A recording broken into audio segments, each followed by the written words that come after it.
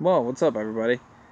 So, Games Workshop released a faction focus for the knight. I think it was an errant or an errant knight. I don't remember exactly what knight it was, but as we know, these small, single man Titan walkers, mainstay of the armies. Some would say the cheese for current Warhammer, and so it's a big thing. It's a big thing, this stat drop, and it doesn't mean a whole lot because I was talking to my friend about this. We don't understand these rules fully because we can't perceive them in their true complexity because we don't know all the rules, so we don't know how good things are.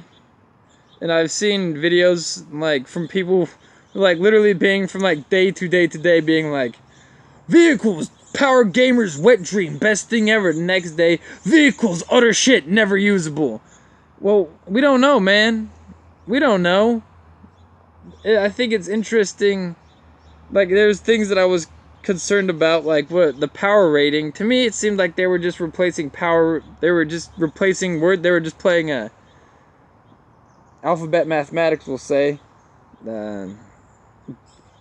Duck, duck, word is what they were playing.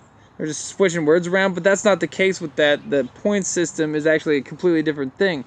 And that's why I was concerned about that, because to me it was just like, y'all just seem like you're playing word shells. Like, I'll find the words. Which one has the word points underneath it and which one's power? But that's not it at all. And that's part of the reason why you need to wait to see what the full complexity of the rules are.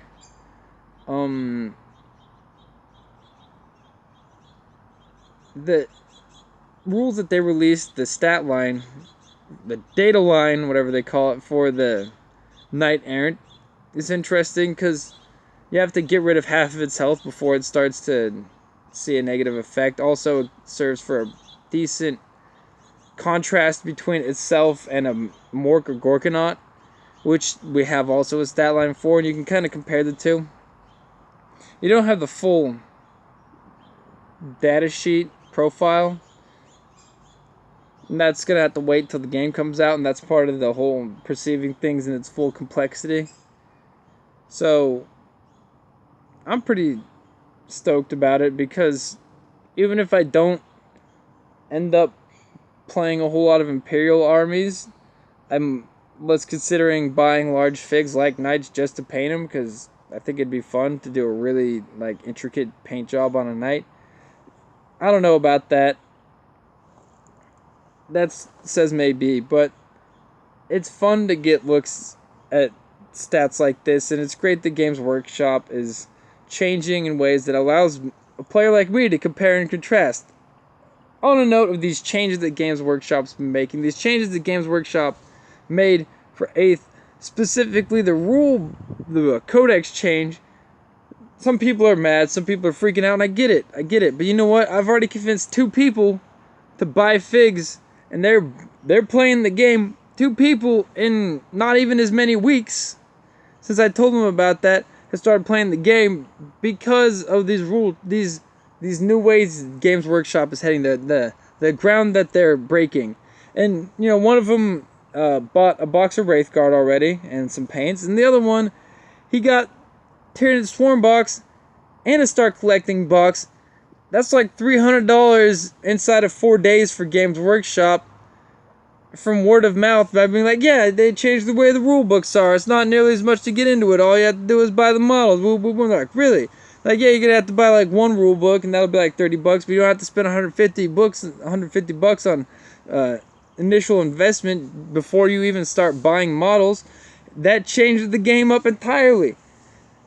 This has altered the deal so significantly that they're already buying models, and that's why I was talking about this. This is why I say lower the barriers of play, because things like this will not only happen with my subgroup of friends, it's gonna happen with tons of dorks, tons of nerds. It's a great thing. The hobby was dying because when you see teams that are extremely representative of each other, and homogenized, and so everybody's playing the same list against the same list, that's going to get boring, and the community is slowly going to die. But this is fresh blood. This rule change is bringing in fresh blood, new rules, new players. This is a full revitalization of the game. Possible. I'm not saying that right now, but from where I sit, I talk to people about it, and I talk about the changes they're making. They're like, oh, really? I'm like, yeah, Games Workshop's releasing facts ahead of time. They're on podcasts. They're talking to people. They're dropping prices. They're making sales. It's blowing people away. They're getting rid of Codex books. This is changes that people notice, and it's making changes in people's minds and convincing every dork that was on the fucking fence like I was a few months ago, like, yeah, you should definitely take the plunge. Now me and my friends are down this deep, dark pit that we're never getting out of called Warhammer. I don't know if I want to leave. So, 8th edition. Knight stat line was dropped to focus, faction focus on Knights. But more than that, it's going to be great for the community, as evidenced by this $300 some odd the Games Workshop made in 2 days. I think it was about a 4-day turnover from the hearing about it on one person. Like my one friend, he's been meaning to do it for a while, but hearing about the Codex changes really altered the deal. And the other guy, he wasn't even like involved in, he wasn't even intending on playing Warhammer, but he, got an inkling, and then like the one barrier that he was like, I don't want to spend all that money on books, gone. Figs are bought, they're being painted, they're being assembled. What else can I say? Ooh, I just stopped recording. Sometimes you gotta be smarter than the buttons, y'all. It's because I got a screen on my tablet that stops it from pushing easy. Anyways, later.